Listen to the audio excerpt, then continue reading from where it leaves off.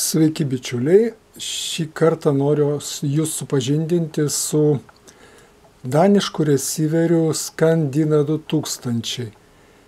Gamintas jis buvo maždaug prieš 50 metų. Noriu pasakyti, kad iki kokių 73-4-5 metų Skandinavijoje buvo gaminama labai gera kokybiška radio aparatūra. Vėliau ją dėja rungė konkurencinėje kovoje Japonija. Ir taip labai geri radio aparatai buvo gaminami Švedijoje, Norvegijoje, Danijoje, netgi Suomijoje.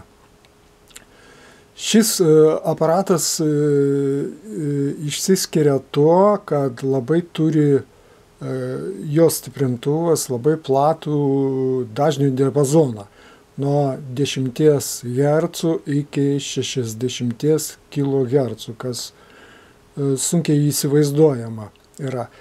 Ir šis dar aparatas ir aišku jis tranzistorinis jau yra, tačiau to meto tranzistoriniai stiprintuvai radijos turėjo tokį, kaip sakoma, lempinį skambesį, kas tie tranzistoriai paprastai buvo iš Germanijos gaminami ir skambesys be galo malonus yra ausiai. Galios turi šis tas receiveris tikrai nemažai, 40 vatų į kanalą. Čia yra tikri tie vatai, ne dabartiniai. Taip kad į mano kolonėlės S90D maksimaliu garsu negalima leisti, nes ir šitas galingas kolonėlės gali suplėšyti. Tai dabar noriu aš pademonstruoti, pirmiausia pradėti nuo radio veikimo.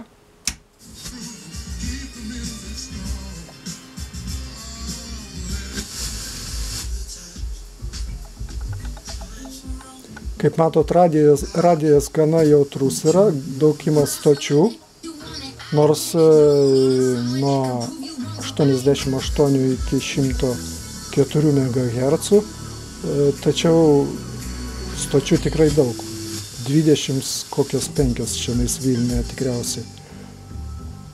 Aišku, šitą aparatą aš naudoju pirmiausia kaip stiprintuvą. Tai štai dabar aš galiu pademonstruoti, įjungti per jį kasetinį magnetofoną. Reikia pažymėti, kad nereikia jokių papildomų čia ekvalaizerių, dažnių ir į žemą pusę ir į aukštą pilnai užtenka.